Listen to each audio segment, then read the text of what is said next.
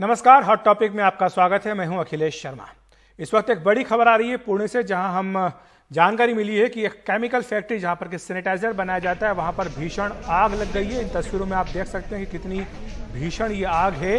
अभी तक कुल 14 शव वहां पर बरामद हुए हैं। ये जानकारी फायर विभाग ने दी है। सोहित मिश्रा हमारे सहयोगी हमारे साथ फोन लाइन पर जुड़ गए। सोहित, क्या जानकारी है, किस तरह की फैक्ट्री थी, कितने लोग यहाँ काम करते थे और आग किस तरह लगी? जी अखिलेश जी, देखिए आग किस तरह से लगी इसकी जानकारी अभी नहीं मिल पाई है। ये एक बार जब आग पर काबू पा लिया जाएगा और कूलिंग पीरियड शुरू होगा उसके बाद इसकी जानकारी मिल पाएगी। लेकिन ये बड़ी आग लगी थी, जिस तरह से दृश्यों में भी देखने मिल रहा है। एसवीएस कंपनी का नाम है, ये सैनिटाइजर मैन्युफैक्चर करती है। कुल ऐसा बताया जा रहा है कि 37 लोग पहले यहाँ पर काम कर रहे थे। आग लगने की घटना जब आज शाम को हुई, पहले 20 लोग निकल गए बाहर और उसके बाद और भी कुछ लोग फंसे हुए थे। कुल 17 लोग फंसे थे। इसके बाद दीवार तोड़कर भी आग पर काबू पाने की कोशिश की गई। अब तक 12 लोगों की मरने की बात सामने आ रही है। सोहित, हम कुछ जो दमकल विभाग की गाड़ियां उनको भी देख रहे हैं। क्या जानकारी मिल पाई आपको, कितनी गाड़ियां वहां पर लगाई गई है इस आग को बुझाने के लिए, और क्या आग अभी तक नियंत्रण में आ पाई है या नहीं? जी, पहले की तुलना में जरूर आग कम हुई है, आग नियंत्रण में आ रही है। धीरे धीरे अब इसे राउंड ऑफ करके कूलिंग पीरियड शुरू किया जाएगा। जैसे अगर आप देखेंगे तो दमकल विभाग के कई सारी गाड़ियों के साथ ही वहां पर जेसीबी की भी मशीन मौजूद है। वो इसलिए क्योंकि अंदर फंसे हुए थे, तो दीवार तोड़कर भी लोगों को बाहर निकालने की कोशिश दमकल विभाग की ओर से की जा रही थी। 5 लोग अब भी लापता हैं, उनके बारे में भी अभी भी लगातार जांच की जा रही है। और एक बार क्योंकि अब कूलिंग पीरियड शुरू हो चुका है और धीरे धीरे जब पूरी तरह से आग काबू में आकर ये खत्म हो जाएगी, तभी आगे इस पर और पुष्टि मिल पाएगी कि आखिर वजह क्या थी और क्या कुछ हुआ। क्या जो ऑफिस था या ये जो जिस जगह पर यह पूरा हादसा हुआ है, वहां पर आग से लड़ने के लिए जिस तरह के चीजों की जरूरत है वो थे या नहीं, ये भी एक अहम सवाल है। क्योंकि अगर सैनिटाइजर की बात करें तो अगर इसकी मैन्युफैक्चरिंग वहां पर हो रही है तो आग लगने की जो चांसेस हैं वो बढ़ जाते हैं। और इसके लिए जो अलग से एक नियम रहते हैं जहां पर इस तरह के खतरे रहते हैं, तो क्या उन सभी नियमों का पालन हो रहा था या नहीं, ये भी एक बड़ा सवाल है। और ये सारे सवालों का जवाब दमकल विभाग की ओर से तभी मिल पाएगी जब पूरी तरह से इस पर काबू पा लिया जाएगा और कूलिंग पीरियड के बाद जब दमकल विभाग के अधिकारी इसकी जांच करेंगे। लेकिन अभी ये कह सकते हैं कि जिस तरह की आग पहले लगी थी, अब उस तरह की आग नहीं है। हालात जरूर सुधरे हुए हैं, लेकिन अभी भी 5 लोग लापता हैं। 12 लोगों के मरने की बात अब तक सामने आई हुई है और इसके ऊपर अभी भी दमकल विभाग के अधिकारी वहां पर मौजूद हैं और हालात का जायजा लिया जा रहा है। जी, शुक्रिया सोहित आपका इस तमाम जानकारी के लिए। तो पुणे से ये तस्वीरें हम आपको दिखा रहे हैं जहां पर कि सैनिटाइजर बनाने वाली एक फैक्ट्री में भीषण आग लगी है। अब तक 14 शव वहां मिल चुके हैं। फायर विभाग की ओर से जानकारी आई है 20 लोगों को सुरक्षित बचाया गया है, लेकिन 5 अब भी लापता बताए जा रहे हैं। आज पूरे देश की निगाहें शाम 5 बजे प्रधानमंत्री नरेंद्र मोदी के संबोधन पर टिकी थी। अपने संबोधन में पीएम मोदी ने उन तमाम राज्यों को निशाने पर लिया जो स्वास्थ्य को राज्य का विषय बताते हुए टीकाकरण अभियान खुद चलाना चाहते थे। 1 मई के बाद देश में टीकाकरण में आ रही परेशानियों और मनमानी कीमतों को देखते हुए प्रधानमंत्री ने यह अभियान फिर से पूरी तरह अपने हाथ में लेने का ऐलान किया है। साथ ही कहा है कि 21 जून से 18 साल से ऊपर वालों को भी मुफ्त वैक्सीन लगेगी। केंद्र सरकार राज्यों को मुफ्त वैक्सीन मुहैया कराएगी। निजी अस्पताल अधिकतम 150 रुपये सर्विस चार्ज ही ले सकेंगे। प्रधानमंत्री ने यह भी बताया कि पीएम गरीब कल्याण अन्न योजना को इस साल दीपावली तक यानी नवंबर तक बढ़ा दिया गया है। इससे अब नवंबर तक 80 करोड़ लोगों को मुफ्त अनाज मिलेगा।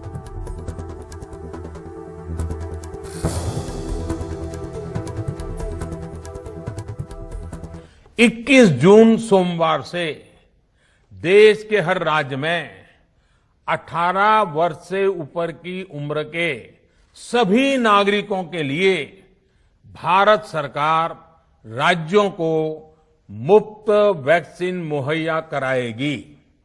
जो व्यक्ति मुफ्त में वैक्सीन नहीं लगवाना चाहते, प्राइवेट अस्पताल में वैक्सीन लगवाना चाहते हैं, उनका भी ध्यान रखा गया है।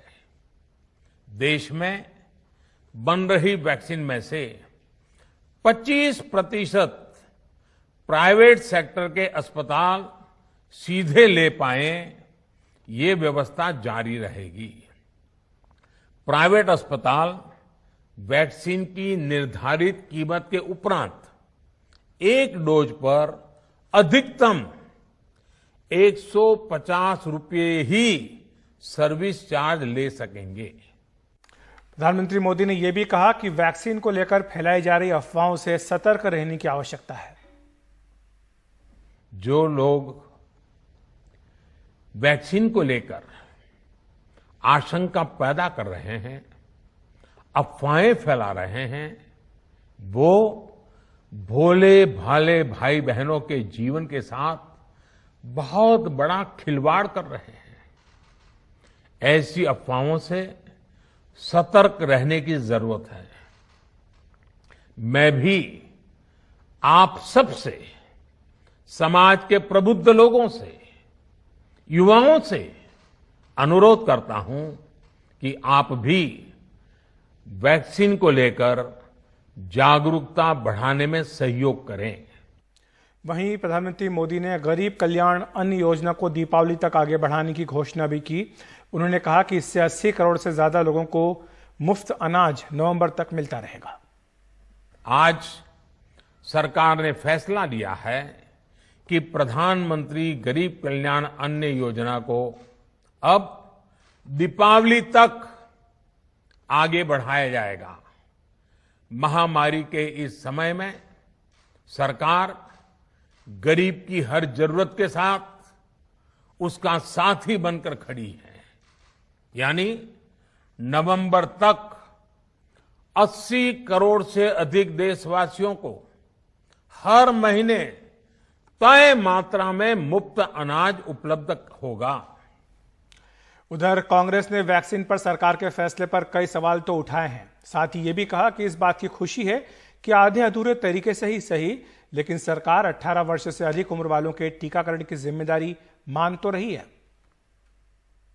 आज कम से कम एक बात की खुशी है, आधी अधूरी ही सही, भारतीय राष्ट्रीय कांग्रेस की उस मांग को स्वीकार कर, देश की उस मांग को स्वीकार कर 18 साल के आयु से अधिक हर भारतीय की वैक्सीनेशन की जिम्मेवारी अधूरे तरीके से ही सही, मोदी सरकार ने उसे पार्शली माना तो सही। उत्तर प्रदेश में जिन जिलों में 600 से कम कोरोना के मरीज मिले, उन जिलों से कर्फ्यू हटा लिया गया है। इन्हीं जिलों में वाराणसी भी है जहां कर्फ्यू हटाया गया, लेकिन यहां के दुकानदारों को 15 दिनों में टीका लगवाना पड़ेगा। अगर वो ऐसा नहीं करेंगे तो उन्हें दुकान बंद करने की सलाह दी जाएगी। बनारस के सिगरा इलाके में मोनू ने कई दिन बाद अपनी चाय की दुकान खोली है। ग्राहक भी जुट रहे हैं। हमारी दुकान लगभग 40 दिन बाद खुल रही है और 40 दिनों में बड़ी मुसीबत थी। 12 लोग का मेरा परिवार है, बहुत मुश्किल से चल पाया है। चूँकि अब डीएम साहब के आदेश पे दुकान खुलने लगी है तो थोड़ा अंदर उत्साह है कि अब रोजी रोटी मेरी चलने लगेगी। मोनू टीका लगवा चुके हैं, पर बनारस के बहुत से दुकानदारों ने अभी टीका नहीं लिया है। ऐसे दुकानदारों के लिए जिलाधिकारी ने एक नया नियम लागू किया है। 18 से लेकर 45 वर्ष के आयु वर्ग के जो व्यापारी हैं उनको 15 दिन का समय हम दे रहे हैं, ताकि वो अपना पोर्टल पर रजिस्ट्रेशन करा के 15 दिन में अपना वैक्सीनेशन करवा लें। 15 दिन के बाद हम लोग देखेंगे कि वास्तव में जिनका वैक्सीनेशन पूरा हो गया हो, जिसमें व्यापारी वर्ग भी शामिल है, उन पे काम करने वाले जितने कर्मचारी हैं वो भी शामिल हैं, जो वैक्सीनेट हो चुके हों तभी हम लोग उनके प्रतिष्ठान खुलवाएंगे। अन्यथा जब तक वो वैक्सीनेट नहीं होते हैं तब तक उनको सलाह दी जाएगी कि वो बंद ही रखें। अब इस नियम के बाद कई दुकानदार फिर से चिंतित हैं। जहाँ तक वैक्सीनेशन का सवाल है, मैं इसका विरोधी नहीं हूँ, ये लगना चाहिए, पर इस तरह का जो हार्ड एंड फास्ट रूल है ये ठीक नहीं है। और इन्होंने जो 5 दिन का समय दिया है, 5 दिन के अंदर कभी ये पूरा नहीं हो सकता है। ये इसका पर्याप्त समय मिलना चाहिए। जो इन्होंने 30 जून का समय लिया है वो भी कम है, उससे भी ये कभी पूरा नहीं हो सकता है। और न ही इतने कम दिनों के अंदर ये पूरे बनारस में वैक्सीन लगा पाएंगे। व्यापारी याद दिला रहे हैं कि इस दौरान जिसको कोरोना हो चुका है वह तो 3 महीने बाद टीका ले पाएगा। किसी को कोविड हुआ है, अब कोविड के बाद उसमें 3 महीने तक आप नहीं लगा सकते। इसके ऊपर उन्होंने किसी तरह की कोई बात नहीं बोली। तो वो क्या दुकान पे बैठेंगे या नहीं बैठेंगे। तो ये सब सारी चीज़ों को देखते हुए उनको नियम बनाने चाहिए और व्यापार मंडलों को विश्वास में लेना चाहिए। कारोबारियों का एक संकट ये भी है कि उनके बहुत सारे कर्मचारी गांव गए हैं, जो जब लौटेंगे तभी उनको टीका लग पाएगा, इसलिए वो नियम में कुछ ढिलाई चाहते हैं। कोरोना अभी खत्म नहीं हुआ है, इसकी लड़ाई अभी लंबी है, लिहाजा जिला प्रशासन की जो मुहिम है वैक्सीनेशन का, इसे व्यापार मंडल के लोगों ने स्वागत तो किया है, लेकिन इसकी समय सीमा और इनके कर्मचारियों को लेकर के जो एक बाध्यता बनाई गई है उस पर इन्हें ऐतराज है और उनका ये ऐतराज कुछ हद तक जायज भी नजर आता है। वाराणसी से पुरुषोत्तम के साथ अजय सिंह, एनडीटीवी इंडिया।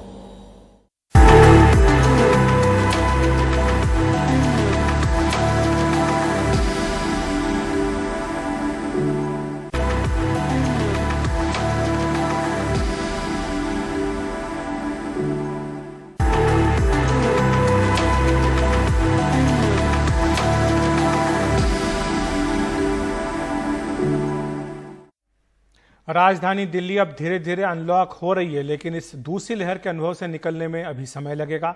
बेशक इस संकट काल में कुछ लोगों ने अपना एक अलग ही किरदार दिखाया है। इन्हीं में से एक है कारोबारी चिरंजीव मल्होत्रा, जिन्होंने इसी लहर में निःशुल्क 500 से अधिक लोगों के अंतिम संस्कार में मदद की और मरीजों को भी अस्पताल पहुंचाया।